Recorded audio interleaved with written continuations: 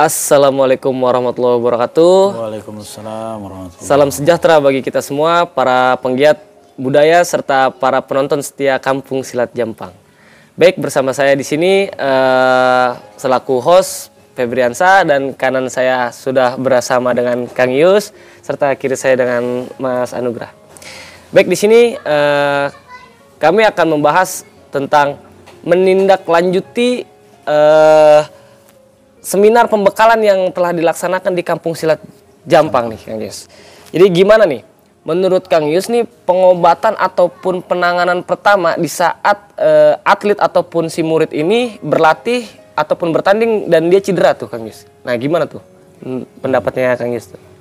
Baik, sebelumnya Assalamualaikum warahmatullahi wabarakatuh. Waalaikumsalam warahmatullahi wabarakatuh. Ini yang mau ditanyain buat pembekalan buat ke para pelatihnya, atau ke tim medisnya, atau ke para guru-gurunya nih?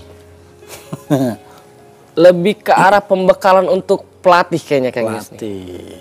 Ya. Nah, kalau kemarin waktu seminar pembekalan tentang mengatasi cedera di saat latihan atau bertanding. Yang pertama kan kita kembali lagi, kita review lagi, kita ulang. Yang pertama, kita harus pengkaderan SDM pelatihnya yang paham, yang benar-benar tahu tentang metode ngelatih. Karena dasarnya kalau yang namanya dalam latihan, kalau tidak punya pelatih yang baik, yang tidak paham SOP dalam olahraga, itu juga akan merusak atlet. Kan begitu. Contoh kalau dalam pemanasan ada statis, ya kan? Kemudian ada dinamis. Kemudian ada intinya dalam latihan, kemudian baru ada pendinginan. Nah, kalau minimal SOP itu dia paham, insya Allah atletnya aman. Tinggal apa penanganan di lapangannya nanti, di saat latihannya, kemudian di saat pertandingannya. Apa aja sih yang biasa terjadi? Ya, dari mulai kesleo tuh bahasanya orang-orang awam. Kesleo tuh bisa dibilang kalau di dalam bahasa medis itu dislokasi.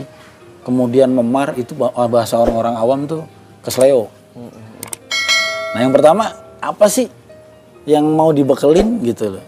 Yang mau diberikan pemahaman? Yang pertama mungkin seorang guru ataupun seorang pelatih, mohon izin ya, bukan menggurui di sini, tapi kita harus paham dan harus tahu. Karena apa? Dunia kita ini dunia bela diri, di mana dunia bela diri itu berkaitan dengan full body contact. Iya, betul. Ya kan? Bersentuhan. Jadi yang namanya nanti memar, dislokasi sampai dengan patah atau fraktur itu sudah biasa. Nah, maka dari itu seorang guru atau seorang pelatih yang pertama mentalnya dulu. Mentalnya harus dipersiapkan. Baik itu mentalnya, moralnya, ya, kemudian mental materinya, semuanya udah harus siapin. Karena seorang guru itu bukan hanya menjadi seorang pengajar, tapi memang menjadi seorang psikolog, kemudian seorang bapak, seorang ibu, kemudian yang terakhir itu ya menjadi seorang pembimbing yang baik keilmuan maupun adab etikanya semua harus dijaga. Nah, itu yang pertama. Nah, yang kedua, setelah mental, baru yang namanya seorang guru ataupun seorang menjadi seorang terapis nih, dituntut apa? Cerdas. Nah, bukannya hanya sebatas tahu caranya gitu. Karena metode dalam ngurut ya, atau di dalam metode kalau dalam acupressure ya, acupressure ini memang dituntut dengan apa? Satu bentuk penekanan, harus disentuh, harus bentuk diurut metodenya. Dan mana harus ada yang tahu, mana sih harus dipakai dengan metode diurut, kemudian dia yang sekarang tuh aeropraktis. Ya, seropraktis atau bahasa Cimandenya atau bahasa kampungannya itu dibatek. Nah, itu harus paham.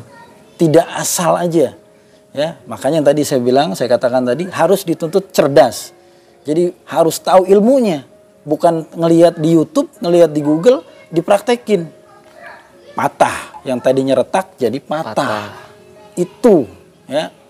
Jadi jangan seorang guru sekali lagi simpen dulu egonya. Ya, kalau memang nggak mampu, kalau memang nggak punya ilmunya, belajar gitu. Cari orang yang kira-kira mampu untuk digurui gitu loh. Ya harus berguru, ada prosesnya gitu. Ya. Nah, adapun nanti prosesnya ya ikutin, hargain prosesnya dengan cara apa? Ya datengin gurunya yang punya ilmunya gitu. Ya. Jadi kalau saya lihat mungkin nggak semuanya guru-guru silat itu bisa ngurut. Itu paham dengan dunia acupressure, ya, dunia pengurutan. Dan metodenya beda-beda, ya, pemahamannya beda-beda. Dan tapi kalau menurut saya ini wajib dan harus diketahui oleh para guru-guru, khususnya guru-guru pencaksilat, aliran bela diri. Nah, kenapa itu harus dipahami? Karena apa? Tanggung jawab seorang guru semua-muanya. Ya, karena tanggung jawab seorang guru kadang apa? Ada anak murid, ketika dia berprestasi, orang tua menganggapnya biasa saja. Para guru-guru sekolah menganggapnya biasa saja. Karena apa? Itu sudah jadi tanggung jawabnya dia. Tapi ketika anak murid tersentuh, jatuh, kemudian patah, tanggung jawabnya semua ke pelatih atau guru silatnya. Ya, makanya ini harus menjadi antisipasi buat kita semua. Artinya apa? Ini jadi asuransi. Ya, kita niatkan kembali lagi niatnya untuk ibadah, insya Allah. Nah, ini salah satunya mungkin dari kita orang belajar di Cimande, aliran Cimande ini sendiri, alhamdulillah. Karena dalam satu ayat itu yang berbunyi khairun nas anfa'ul linnas, sebaik-baiknya manusia yang insya Allah yang manfaat untuk orang banyak. Dan alhamdulillah dari 4 sampai dengan 5 aspek ternyata ini yang paling banyak manfaatnya. Selain itu sehat dan bisa menyehatkan orang-orang banyak. Masya Allah. Nah, luar biasa nih. Terus gimana nih? Kita mau praktek apa gimana ceritanya? Praktek Kang Yus. Jadi biar teman-teman serta penonton-penonton setia KSJ ini tahu nih tata caranya penanganan awal itu seperti apa. Jadi jatuhnya nggak improve nih, karena ada tutorialnya gitu Kang Yus. Nah, kita mau prakteknya apa nih? Tentang apa nih? Patah, apa kesleo, apa nih? Wah, kayaknya lebih seru yang patah nih Kang Yus. Patah. Yang patah nih. Tangan, kaki, leher, atau hati? Waduh, kayak kalau hati susah juga tuh. Kayak coba tangan kali ya, coba. Oke. Ya gimana nih Kang Yus nih? Ya, yang pertama kalau untuk praktek, ya, untuk praktek ini ada 2. Yang pertama, kalau praktek yang seperti ini sudah ada game plan-nya, sudah ada perencanaannya menjadi seorang terapis, ya, atau menjadi seorang guru yang sudah punya game plan. Ya, perencanaan dalam arti mengantisipasi. Nah, ini kalau orang yang sudah punya rencana, alat-alat yang sudah disiapkan, ini yang pertama yang wajib itu ada kapas gulung.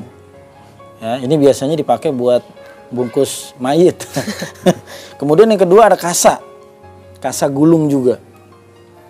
Ya, kasa gulung.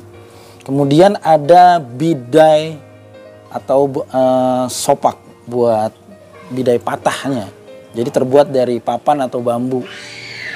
Dan yang keempat itu ada minyak balur pencak, ya. Dan yang terakhir itu ada yang namanya sebenarnya tensokrep yang perban coklat, biasanya itu dipakai untuk terakhir, ya, untuk memperkencang atau mempererat. Yang pertama ini kalau untuk orang-orang awam atau para guru-guru, minimal ini pembekalan ketika anak muridnya bertanding. Ya, di saat muridnya bertanding, jangan terlalu berharap dengan tim medis yang ada dalam event pertandingan. Ya, disiapkan, direncanakan untuk mempersiapkan untuk atletnya sendiri minimal. Ya. Karena kita nggak pernah tahu, ya, proses dalam kepanitiaan itu baik atau tidak. Ya, kita jangan terlalu berharap peralatan dia lebih lengkap. Enggak. Jadi kita lebih baik kita siapin. Itu yang pertama. Nah, karena alatnya udah tahu semua, disiapin nih besok. Nah, tinggal apa? Sisanya ada nanti obat merah, ya. Kalau takutnya ada luka, robek, ya, itu perlu obat merah. Kemudian ada kasa steril nanti mungkin. Terus kemudian NaCl sama yang peralatan-peralatan sifatnya yang mendukung. Ya, itu buat antisipasi. Tapi kalau patah, ini yang paling utama. Ya, ini yang paling utama. Oke, yang tadi ya, yang pertama kalau seandainya terjadi sama anak-anak, fraktur atau patah pada bagian tangan. Nah, tangan ini dibagi dua tulangnya, ya. Ada tulang radius, ada tulang ulna. Ya. Ketika tulang radiusnya yang patah, ini cukup dibidai hanya bagian atas, bawah, sama bagian radiusnya. Yang sebelah sini kenapa enggak? Karena tulang yang sini tidak patah, aman. Ya, tapi untuk 3 hari atau 1 minggu pertama boleh, disarankan 4-4-nya. Biar apa? Kita untuk lebih meyakinkan kalau dia itu takutnya juga ada keretakan. Nih yang pertama. Jadi yang pertama harus bisa menganalisa selain peralatan tadi. Yang pertama menganalisa. Sini, coba pegang. Oh, ya. Nih, yang pertama kalau yang namanya bentuk fraktur, kita jangan terlalu buru-buru untuk megang atau ambil keputusan untuk ditarik. Ya, yang pertama cukup tenang, terapisnya cukup tenang. Ya, kita pelajarin dulu. Apabila ada kanan kirinya, oh pakai ini, jangan dengerin dulu. Yang penting kita sudah punya game plan, kita sudah punya perencanaan apa aja yang harus dilakukan. Ya, yang pertama kalau dia fraktur, yang pertama kelihatan nanti perubahan bentuk. Dia akan bengkok ataupun agak menonjol ke atas. Nah, seandainya tidak, tapi kita raba secara visual, agak ditekan. Nah, apabila pasiennya teriak di bagian, aduh, di bagian yang mana? Coba. Umpama dia di bagian sini, frakturnya. Nah, itu untuk memungkinkan untuk terjadinya, dia kemungkinan itu retak. Ya, diulang lagi sekali lagi. Nah, masih lagi bunyi di bagian yang sama. Ini hanya di bagian radiusnya. Ini bagian samping. Nah, bagian bawahnya diraba lagi. Sama di bagian sini juga. Nah, tidak sakit bagian bawahnya. Coba bagian yang sebelah sana. Enggak sakit. Coba bagian atasnya. Enggak sakit. Nah, berarti apa? Itu hanya retak di bagian yang luar. Nah, jadi jangan sekali-kali langsung ada keputusan untuk dibatek, ditarik. Nah, ini salah karena apa? Tidak tahu ilmunya. Jadi kalau udah tahu dipegang sini, itu hanya sakit di bagian sini. Itu 2 kemungkinan. Yang pertama memar terlalu dalam, ya. Tapi kalau memar kelihatan dia akan membengkak, ya, akan menjadi peradangan. Pembengkakan membentuk warna hijau, ya. Itu kalau memar. Tapi kalau dia retak, dipegang, dia tidak ada satu bentuk memar. Tapi lebih ke dalam kena tulang, dia sakit. Nah, kemudian yang kedua dia gemertak suaranya. Nah, kemungkinan kalau gemertak sudah hampir 90% kemungkinan patahannya. Jadi dia gemertak. Kretek. Nah, diulang lagi, gretek. Dan jangan sekali-kali dipaksa yang tadi saya bilang. Ditarik atau dibatek. Yang tadinya retak jadi patah. Ya, itu yang pertama. Nah, setelah udah tahu penanganan ini, yang pertama jangan tergesa-gesa yang namanya buru-buru ingin dibungkus. Ambil aja dulu es batu, ya, itu dibungkus dengan kain atau handuk, itu dikompres, ya, kurang lebih 20 menit. Ini kalau jatuhnya baru, ya, kurang dari 3 jam. Dikompres 20 menit, ya. Pokoknya asal dipegang itu masih panas, berarti masih ada peradangan. Jadi fungsinya es itu untuk mengurangi peradangan, ya, untuk mengurangi peradangan. Dikompres pakai batu es, tapi tidak boleh langsung, tapi dibungkus dulu dengan plastik ataupun dengan kain handuk. Nah, setelah dikompres 20 menit, udah mulai adem, baru dilakukan pembidaian. Ya, diurutnya pun dipijat ringan, tidak boleh di acupressure, ya. Tuh. Anggap ini sudah ada minyak. Ya. Ini minyak cimandenya, kemudian ditempelin, ya. Nah.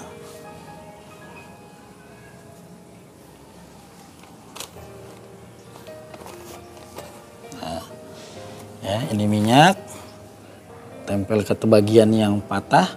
Dan ingat, telapak ini harus ada posisi telungkup, tidak boleh posisi celentang. Karena apa? Ini bisa mengakibatkan perpindahan atau pergeseran pada tulang yang retak tadi, malah timbulnya jadi patah. Jadi selalu stabil seperti ini. Ya. Kemudian ditutup.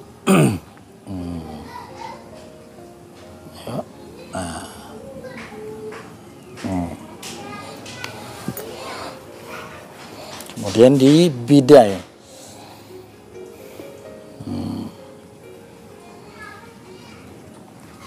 Ya, adapun tekniknya, yang pertama di tempat bagian yang kemungkinannya retak, ya, kemungkinannya retak kita dahulukan. Nah, kalau yang bagian luar atau bagian dalam ini tidak boleh melewati sendi, ya, tidak boleh melewati sendi. Nah, ini agak ditekan sedikit. Nah, kemudian jarak 2 kali lipatan baru posisi yang bawahnya. Ini harus melewati 1 sendi, ya, minimal 1 sendi dan maksimal 2 sendi, biar tidak ada pergerakan. Baru yang bagian atasnya, ini harus melewati sendi depan.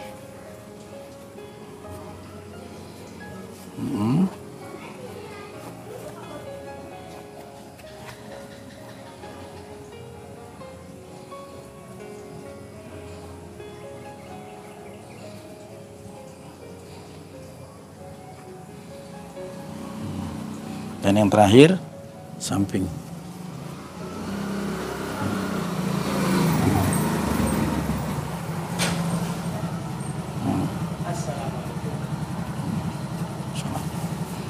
Nah, oke. Dan ini yang terakhir, ini harus semuanya tertutup. Ya, harus semuanya ditutup. Tidak boleh tidak tertutup. Dirapikan.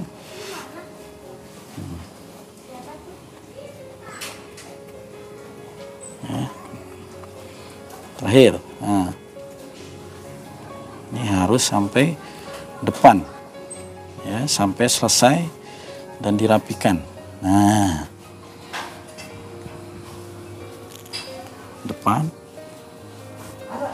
nah,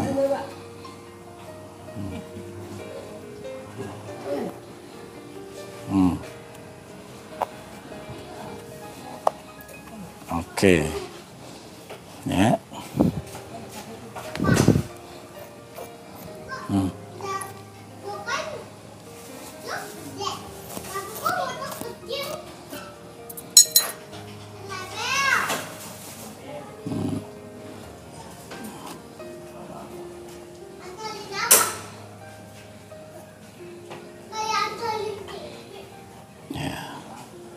Ya, nah, setelah dibidai, selesai proses pembidaian, ya, ini dia harus diyakinkan kuat, kencang. Ya, setelah proses pembidaian, baru dicek sensor dan motoriknya. Apakah setiap jarinya ada rasa, ya, kanan kirinya ini, ya. Kalau perlu dikerasin aja, biar dia merasakan. Aduh. Kalau sampai dia tidak ada rasa, oh, berarti ada kemungkinan itu ada satu urat yang terjepit di bagian yang frakturnya atau yang patahnya, gitu, ya. Ini dasarnya, ya. Kalau sudah seperti ini sudah fix bisa menjadi seorang terapis Cimande, insya Allah, ya. Tapi kalau untuk dasar, kalau untuk dasar itu ketika di lapangan terjadi, ya, tanpa ada persiapan apapun, itu bisa digunakan dengan apa? Kerdus, bisa. Ya, adapun untuk awal, ya, untuk memfiksasi namanya. Memfiksasi bagian yang fraktur itu di lapangan itu tidak ada bambu, tidak ada apa. Itu bisa cari kerdus, ya, kita lipat-lipat kerdus, kemudian kita tempel. Kita cari aja baju atau kaos, kita sobek, kita buat 2 bidai aja, ya. Atau dibuat lingkaran sekalian biar lebih cepat. Karena apa? Untuk memfiksasi ketika dimobilisasi, ketika dibawa ke bagian terapis patah tulang atau ke rumah sakit. Karena kalau di rumah sakit itu pasti tidak akan ada boleh yang namanya satu bentuk penarikan ataupun acupressure. Karena hanya dokter-dokter ortopedi yang bisa menangani itu. Nah, beda hal dengan terapis Cimande atau terapis patah tulang lainnya, itu yang sudah didasari dengan keilmuan para leluhur-leluhur kita terdahulu. Ya, mungkin itu untuk sementara. Oke, siap. Ada yang mau tanyain? Oke, kurang lebih seperti itu pemirsa. Jadi terima kasih banyak Kang Yus atas ilmunya. Semoga buat rekan-rekan pelatih dan teman-teman pelatih, jadi membahas yang tadi bahwa yang pertama seorang pelatih itu tidak boleh panik, benar Kang Yus ya. Jadi harus tetap tenang apapun yang terjadi. Berikutnya adalah ketika awal baru kena harus menggunakan es batu Kang Yus ya. Harus es batu. Jadi untuk seandainya memang tidak ada bambu ataupun tidak ada kayu, bisa digunakan kardus ataupun baju. Oke, kurang lebihnya seperti itu. Baik, sebelum kita akhiri, untuk rekan-rekan semuanya serta para pemirsa setia Kampung Silat Jampang, apabila ada teman-teman, rekan-rekan pelatih atau keluarga-keluarga yang ingin tahu lebih dalam tentang knowledge apa sih Cimande, apa sih Pajajaran Cimande, mungkin bisa langsung menghubungi Kang Yus dan bisa datang langsung ke Padepokan Pajajaran Cimande Kang Yus. Yang beralamat di mana nih Kang Yus? RT 2 RW 5 Kampung Baru Citayam, Desa Citayam, Kecamatan Tajur Halang. Oke, dicatat ya. RT 2 RW 5 Kampung Baru, Jalan Setapak, Desa Citayam Kang Yus. Oke, itu aja buat teman-teman. Sampai jumpa, jangan lupa subscribe. Terima kasih banyak Kang Yus. Semoga teman-teman dan rekan-rekan pelatih menjadi ilmu yang bermanfaat serta manfaat ilmu nantinya ke depannya. Dan semoga ya amit-amit lah jangan sampai ada cedera lah kayak gitu. Yang jelas ini adalah satu bentuk penanganan dan pembekalan untuk pelatih. Baik, itu aja, jangan lupa teman-teman di subscribe, di like serta di komen. Oke, terima kasih. Wassalamualaikum warahmatullahi wabarakatuh. Waalaikumsalam warahmatullahi wabarakatuh.